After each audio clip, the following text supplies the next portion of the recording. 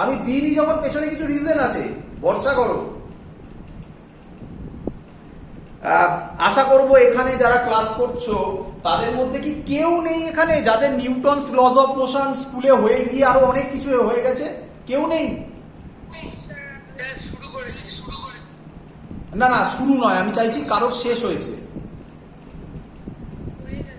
হ্যাঁ, আরাত্রিকার হয়ে গেছে। হ্যাঁ, কোন স্কুল? স্টিফেন্স। আমি যেভাবে বলেছি এইভাবে করিয়েছে না একদিন দুদিনেই শেষ করেছে? একদিন দুদিনেই শেষ করেছে এবং এত কনসেপ্টের ধারে কাছে কিছু যায়নি। আর কেউ, আর কোন স্কুল? হ্যাঁ, কে বলছি? ঋদ্ধিদেব? ঋদ্ধিদেব কোন স্কুল? হোলি ক্রস। তো আও তো আমি শিওর কিছুই করানো হয়নি। ঠিক বললাম না ভুল বললাম? হ্যাঁ, মানে আমি যা বললাম তাই মিলছে আশা করি। তো আমি এগুলো কেন তোদের সাথে বলছি, আমি এটা বোঝানোর জন্য নয় যে স্কুলে কিভাবে পড়াচ্ছে আমার তাতে আমার জানা, তোরা প্রথম বছর যাচ্ছিস আমার জানা। আমি জাস্ট তোদের এগুলো বলতে চাইছি, তোরা মাথা থেকে ওটা সরা। আমি যেভাবে বলছি সেভাবে এগো। বই তোদের কাছে বলে দেওয়া আছে। আমি তো বলেই দিয়েছি যে যারা যারা জয়েন্ট দেবে তারা এসসি ভার্মা করো, যারা জয়েন্ট দেবে না, জয়েন্ট মানে আমি জয়েন্ট উইথ নিট একসাথে বলছি, আমি বারবার দুটো বলতে হয় বলে এক কথায় বলি, তারা এসসি ভার্মা করো। বাকি যারা আছো তারা এসসি ভার্মা করারই দরকার নেই। তারা শুধু বইয়ের পেছনে যে অঙ্কগুলো আছে সেগুলো সলভ করো।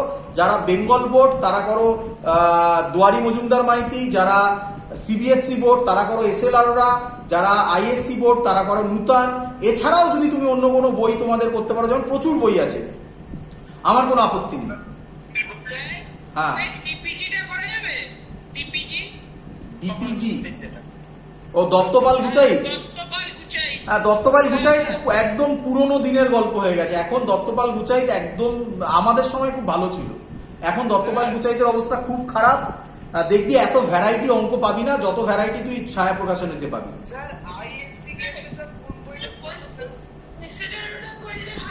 একদম, আমি তো বলে দিলাম।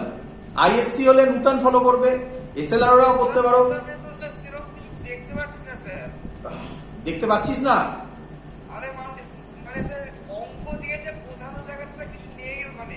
না বাবা, বোঝানো কি থাকবে বাবা? যদি বোঝানোই হতো তাহলে আর তো দেশ তো আজকে অন্য জায়গায় চলে যেত। সব যদি বুঝিয়েই দেওয়া হয়ে যেত সব।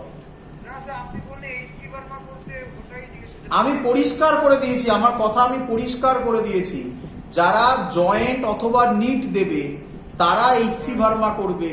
যারা জয়েন্ট নিট দেবে না, আমি আগে থেকে আমি প্রিপেয়ার করে রেখেছি আমি দেবো না, তাহলে আমি এসসি ভার্মা করে আমার মিছিমিছি টাইম ওয়েস্ট হবে। তাহলে আমি কনসেন্ট্রেট করব। যদি আমার বোর্ড হয় তাহলে নূতন, মানে আইএসসি বোর্ড হলে, সিবিএসসি হলে এসএল আরোরা, আর অন্য বই হলে ওই বেঙ্গল বোর্ড হলে যেটা বললাম দত্ত কি বলে দুয়ারি মজুমদার মাইতি। এবার যেমন কেউ একজন এখানে কোশ্চেন করলো যে স্যার ডিপিজিটা করলে, মানে ওখানে একটা বই আছে দত্তপাল গুচাই, সেটা করলে কি হবে না? হবে।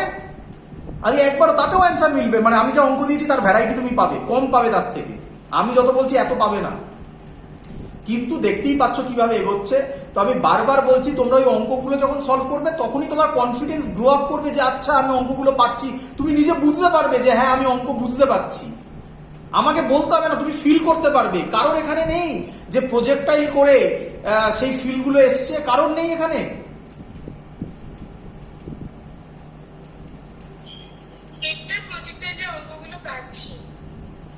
পারছিস না? পারছিস না? আর বাকিদের কি কনফিডেন্স আসেনি? তাহলে গ্যারান্টি দিচ্ছি আমি। এবার নিউটনস লজ অফ মোশন করো। আজকের ক্লাস শেষ আমার, আমি মানে মোটামুটি শেষ। এরপরে আমি এবার একটু অন্যদিকে যাব। তাতে বলে দিচ্ছি কনজারভেশন অফ মোমেন্টামটা করানো হয়নি। মোমেন্টাম যেখানে পাবে সেগুলো ছেড়ে দেবে। ওগুলো একদম সোজা হালুয়া কোশ্চেন, ওগুলো একদিনই আমি নামিয়ে দেবো, আর এত বোঝাতে হবে না আমার। এই ফ্রি বডি ডায়াগ্রাম ওরিয়েন্টেড করো, 99% কোশ্চেন তুমি পেরে যাবে। আমি তো বলছি এসসি ভার্মা সহ তুমি পারবে। এমনি বই তো ছাড়ো, কনসেপ্ট ধরো। যে কনসেপ্ট আমি দিচ্ছি সেই কনসেপ্টটা ধরো। তোদের একটা মেন প্রবলেম এই জেনারেশনের, সেটা হচ্ছে তোদের কাছে না প্রচুর ডেটা আছে, এত ডেটা যেটা আমাদের সময় ছিল না। আমাদের সময় একটাই উপায় ছিল, সেটা হচ্ছে বই পড়া, আর কোনো উপায় নেই। আর তোদের কাছে প্রচুর XYZ অনেক কিছু আছে, এত কিছু করতে গিয়ে আলটিমেটলি কিছুই হয় না তখন। তাই সহজ রাখো, যেটা তুমি ফলো করছো সেটার ওপর বিশ্বাস রাখো, রেখে করো, তুমি নিজে বুঝতে পারবে যে হ্যাঁ আমার আলাদা হচ্ছে। আর অনেক লোক অনেক কিছু ফলো করছে, তার মানে আমাকেও সব ফলো করতে হবে, এটা ভুল কনসেপ্ট। ফিজিক্স এত কঠিন নয়, ফিজিক্স সহজ জিনিস। এবং আশা করবো এতদিনে বোঝা হয়ে গেছে যে ম্যাক্সিমাম লোকের মেন প্রবলেম ফিজিক্সেই দাঁড়ায়, আর ম্যাক্সিমাম লোক যারা ভালোবাসবে তো ফিজিক্সকেই আগে ভালোবাসবে। এর মানে আমি বলছি না অন্যান্য সাবজেক্টের কথা, বাট জেনারেলি হয়। চলো আমি যে অঙ্কটা করব সেটা তোমরা পারবে, দেখো দেখি অঙ্কটা আমি দিচ্ছি, করার চেষ্টা করো। আমি ডেটা দিই, মনে নেই আমার, আমি এমনি করে দিচ্ছি। আচ্ছা ডেটাটা অল্প অল্প মনে আছে, দেওয়ার চেষ্টা করছি। এরকম টাইপের একটা ছবি দেওয়া আছে, এটা 5 বলা আছে, এটা 3 বলা আছে, এটা 4 বলা আছে। কেউ জানো এটার মানে কি? Very good, very good. এটা তার মানে 90 ডিগ্রি। এটা কিন্তু দেওয়া নেই, এটা দেওয়া নেই বাবা, এটাই বললাম এক্সট্রা।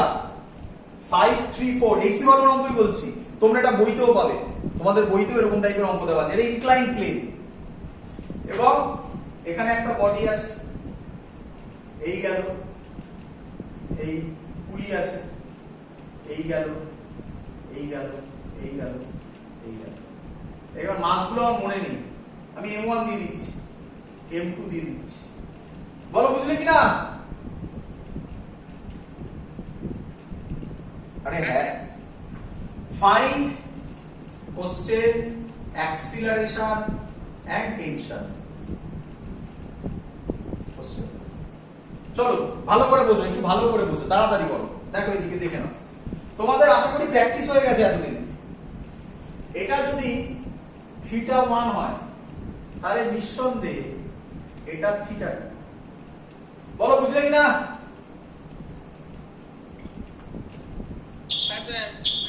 কারণ এই অ্যাঙ্গেলটা সেম নয়। আচ্ছা এবার ভালো করে এটা আইডিয়া করে বলে দেওয়া যায়, যেহেতু আমি মাস দিইনি তাই তুমি এখানে নাও বুঝতে পারো যে কোন বডিটা কোন দিকে যাবে, বাট একটা কমন সেন্সে বলা যায় যদি এই দুটোর মাস সেম হয় বা এটা বেশি হয় তাহলে দেখো এই তিনটা মানে এটা বেশি স্টিফার কম্পেয়ার টু দিস ওয়ান, তাহলে অবভিয়াসলি বডি এদিকে পড়বে। বলো বুঝলে কিনা?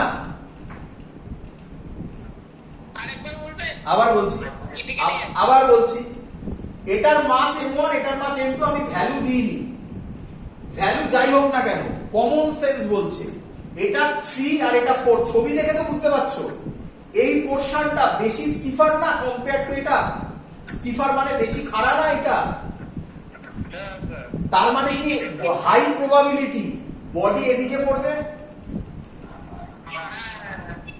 এই যে কথাটা আমি তোমাকে বললাম, বিভিন্ন জায়গায় ইনস্টিটিউটে তোমাকে এটা শেখাবে যে বডি এদিকে পড়ছে, এই লজিক করে করো। আমি বলি দরকারই নেই এটা করার, টাইম ওয়েস্ট, যেদিকে ইচ্ছা করো। ভুল হলে অ্যান্সার নেগেটিভে বেরোবে, ম্যাগনিটিউড মিলতে বাধ্য, গ্যারান্টেড। তাই তোমরা মাথায় এটা এনোই না, ভাবারই দরকার নেই। ভাবলে ভালো, না ভাবলেও কিছু যায় আসে না, বডি কোন দিকে পড়ছে। বলো বুঝলে কিনা? যেদিকে ইচ্ছা দিয়ে দাও একটা। কিরে বল? আমি ইচ্ছা করে উল্টোটা দিচ্ছি, ইচ্ছা করে এইটা ধরলাম এদিকে এতে পড়বে। কিরে এটা মুছে দিলাম আমি, তোমরা তো লিখে নিয়েছো। এটা যদি এদিকে পড়ে এটা উপরের দিকে এতে যাবে। বল বুঝলি কিনা? কিছু যায় আসবে না।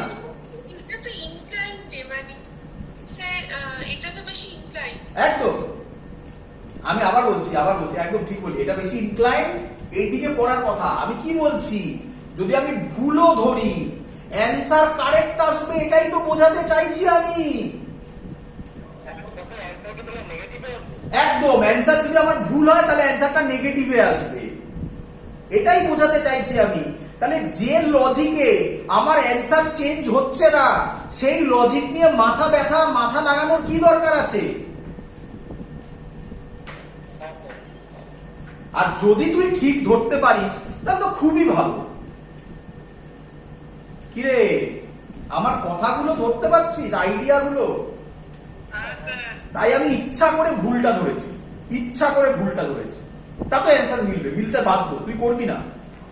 ডেটাটা একটু নিয়ে নিবি, ডেটাগুলো আমার মনে নেই, বই খুলে এবার দেখবি, পারবি। তো যাই হোক, টাকা এবারে দিবি। আমাকে বলে ফ্রি বডি ডায়াগ্রাম করবো। আমি একটু 3টাকে এদিকে লিখি, 4টাকে এদিকে লিখি, তাহলে সুবিধা হবে। আমি তোদের শিখিয়ে দিয়েছি এই বরাবর হয় m1g cos θ1, বল বুঝলি কিনা এটা? এই বরাবর হয় m1g sin θ1, এইদিকে mg হয়, m1g হয়, দেখানোর দরকার নেই, কারণ ওটা কোনো কাজে লাগে না, ওটা ভেঙে গিয়ে এটা হয়, তাই তো? দেখালে ছবিটা একটু বাজে হয়ে যাবে, আর কিছু নয়। এর উল্টো দিকে হয় n1, বল বুঝলি কিনা? কেন n1 করলাম? আরেকটা আছে বুঝতে পেরেছিস, তাই n1 করলাম। তুই কে? তোর বন্ধুকে? তাহলে একদম গুড, এই তো পেয়ে গেছিস, উপরের দিকে টানবে। কততে? টি, একটাই তো ধরি, ফ্রি বডি ডায়াগ্রাম করছি একেবারে, m1 এদিকে m1g sin θ1, এদিকে t, বডি যাবে এদিকে, তাহলে t minus m1g sin θ1 is equal to m1a। একটা ইকুয়েশন হয়ে গেল। আরেকটা ইকুয়েশন ভালো করে, m1g cos θ1 is equal to n1, কারণ বডি এদিকেও যাচ্ছে না এদিকেও যাচ্ছে না।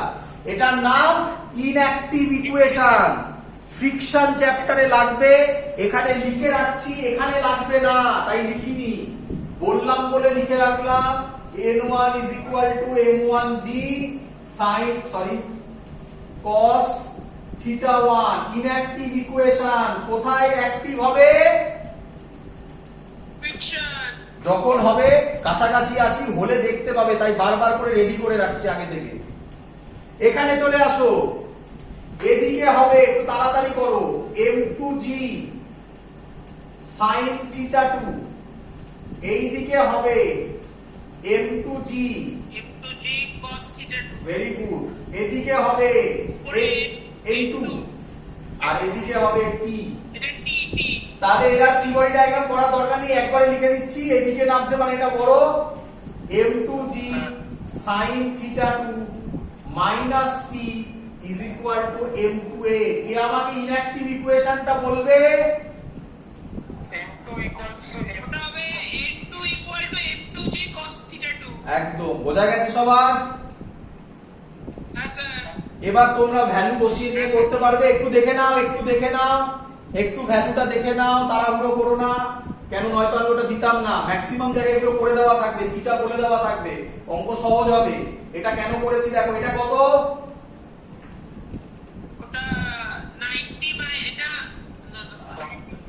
আরে হাইপোটেনাসের উল্টো দিকে যেটা থাকে সেটা 90 ডিগ্রি।